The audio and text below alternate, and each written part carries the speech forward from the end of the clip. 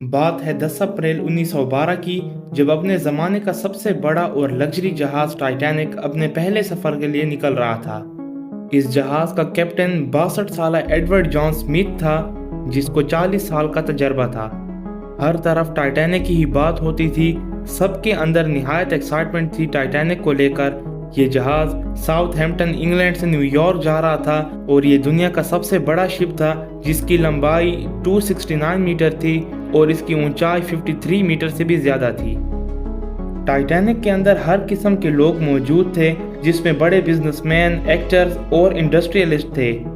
Titanic को अपने वक्त का इतना लग्जरी जहाज़ बनाया गया था कि इस पर टोटल 7.5 मिलियन डॉलर्स की कॉस्ट आई थी, जो आज के तकरीबन 400 मिलियन डॉलर्स के बराबर है। ये शिप निहायत लग्जरी था, जो किसी भी 5 स्टार होटल से बिल्कुल भी कम नहीं था।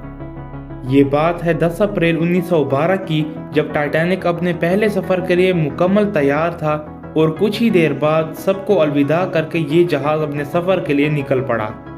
सफ़र पर रवाना होने के सिर्फ 2 ही दिन बाद यानी 12 अप्रैल 1912 को टाइटैनिक को अपनी पहली आइस वार्निंग्स मिलना शुरू हो गई, क्योंकि जिस अटलांटिक ओशन पर इसको तैर कर जाना था, वहाँ बड़े बड़े बर्फ़ के पहाड़ यानी आइसबर्ग्स मौजूद थे। ये वार्निंग्स इतनी कोई अनोखी चीज़ नहीं थी। हर शिप को इस तरह की वार्निंग्स दी जाती हैं ताकि उनको आगे आने वाले तमाम आइसबर्ग से अलर्ट किया जा सके। यही तमाम वार्निंग्स टाइटैनिक को भी दी गई, मगर टाइटैनिक के अमले और टाइटैनिक के कैप्टन ने इन तमाम वार्निंग्स को इग्नोर कर दिया और अपनी स्पीड कम नहीं की। टाइटैनिक के आइसबर्ग के साथ टकराने से चंद ही मिनट्स पहले कैप्टन को पता चला कि सामने एक बहुत बड़ा आइसबर्ग है, और फिर वही हुआ जिसका डर था। टाइटैनिक पूरे 10 मिनट्स तक आइसबर्ग के साथ टकराता रहा, जिससे जहाज में एक बहुत बड़ा डेंट पड़ गया। साइंटिस्ट का कहना है कि इस आइसबर्ग का वेट तकरीबन 1.5 मिलियन टन्स था। टाइटैनिक अपनी ही गलतियों की वजह से डूबा। अगर टाइटैनिक में 6 गलतियां ना की जाती तो ये अनसिंकेबल शिप कभी ना डूबता। Mistake number 1। ये बात है 14 अप्रैल 1912 की, जब टाइटैनिक पिछले 72 घंटों से नॉन स्टॉप चल रहा था। उसी रात एक और शिप भी टाइटैनिक से थोड़ा आगे चल रहा था। रात का वक्त था, हर तरफ धुंध ही धुंध था और विजिबिलिटी बिल्कुल लो थी। उस अगले शिप के कैप्टन ने इन आइसबर्ग्स के बारे में 6 बार टाइटैनिक को वार्निंग्स दी, मगर टाइटैनिक के कैप्टन और तमाम अमले ने उन वार्निंग्स को इग्नोर कर दिया, क्योंकि वो समझते थे कि ये शिप अनसिंकेबल है, जो कभी नहीं डूब सकता, और यही थी टाइटैनिक की पहली गलती। Mistake number 2। 10 अप्रैल 1912 को दोपहर के ठीक 12 बजे टाइटैनिक न्यूयॉर्क के लिए रवाना हो गया। टाइटैनिक के कैप्टन को ऑर्डर्स मिलना शुरू हो गए कि टाइटैनिक को सिर्फ और सिर्फ 7 दिनों में न्यूयॉर्क पहुंचाना है, क्योंकि ये एक लग्जरी जहाज था और इसका वहां जल्द पहुंचना काफ़ी ज़रूरी था। अगर टाइटैनिक जल्द ना पहुंचता तो इसकी रेपुटेशन ख़राब हो जाती, और इसीलिए टाइटैनिक की स्पीड को शुरू से ही ज़्यादा रखा गया। टाइटैनिक की स्पीड 21.5 नॉट्स थी, जो कि 40 किलोमीटर पर आवर के बराबर थी। तमाम वार्निंग्स के बावजूद टाइटैनिक ने स्पीड कम नहीं की और मुसलसल न्यूयॉर्क की तरफ बढ़ता गया, और यही थी टाइटैनिक की दूसरी गलती। Mistake number 3। टाइटैनिक को वार्निंग्स भी मिल चुकी थी और स्पीड भी काफ़ी तेज़ थी। यह रात का वक्त था और विजिबिलिटी बिल्कुल लो थी। बेसिकली जहाज़ के ऊपर एक क्रोज नेस्ट होता है, जिसमें पहरेदारों को बिठाया जाता है, और पहरेदारों का काम सामने से आने वाले तमाम आइसबर्ग्स और ट्रैफिक का बताना होता है। मगर उस रात क्रोज नेस्ट में बैठे पहरेदारों के पास दूरबीन नहीं थी, जिसकी वजह से वो आइसबर्ग को नहीं देख पाए। रात के ठीक 11:39 पर एक पहरेदार ने कैप्टन को इन्फॉर्म किया कि आगे एक बहुत बड़ा आइसबर्ग है, मगर अब काफ़ी देर हो चुकी थी, क्योंकि वो आइसबर्ग यानी बर्फ़ का पहाड़ काफ़ी नज़दीक आ चुका था, और यही थी टाइटैनिक की तीसरी गलती।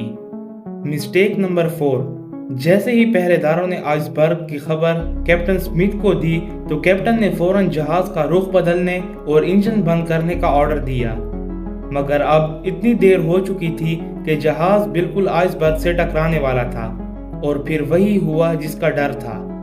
नाजरीन, मेटल्स को एक साथ जोड़ने के लिए रिवेट्स इस्तेमाल किए जाते हैं, मगर टाइटैनिक में इस्तेमाल किए जाने वाले रिवेट्स कास्ट आयरन के थे, जो स्टील रिवेट्स से काफ़ी ज़्यादा कमज़ोर थे।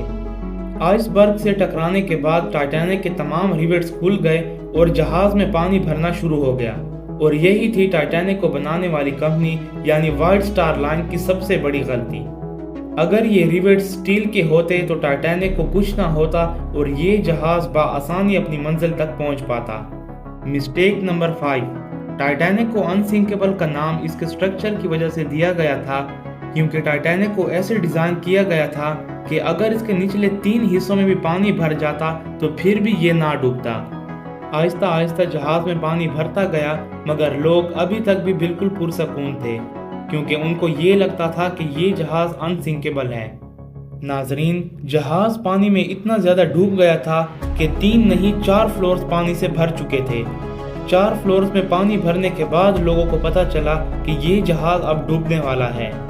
ٹائٹینک کی 5ویں غلطی کم لائف بوٹس کو کیری کرنا تھا۔ جہاز میں کیپیسٹی 32 بوٹس کی تھی مگر موجود صرف 20 تھی۔ لوگ کافی زیادہ تھے اور بوٹس کافی کم تھی۔ اگر بوٹس زیادہ ہوتی تو کافی لوگ بچ جاتے، اور یہی تھی ٹائٹینک کی 5ویں غلطی۔ مسٹیک نمبر 6، اس رات اٹلانٹک اوشن کے پانی کا ٹیمپریچر -2 ڈگری تھا۔ جہاز وقت کے ساتھ ساتھ ڈوبتا جا رہا تھا۔ جہاز میں بوٹس پہلے سے ہی کم تھیں اور یہاں ہوئی ٹائٹینک کے عملے سے 6ٹھی غلطی۔ ان لائف بوٹس میں کیپیسٹی کافی لوگوں کی تھی مگر جلد بازی میں کم لوگوں سے بھر کر ان بوٹس کو اوشن میں اتار دیا گیا۔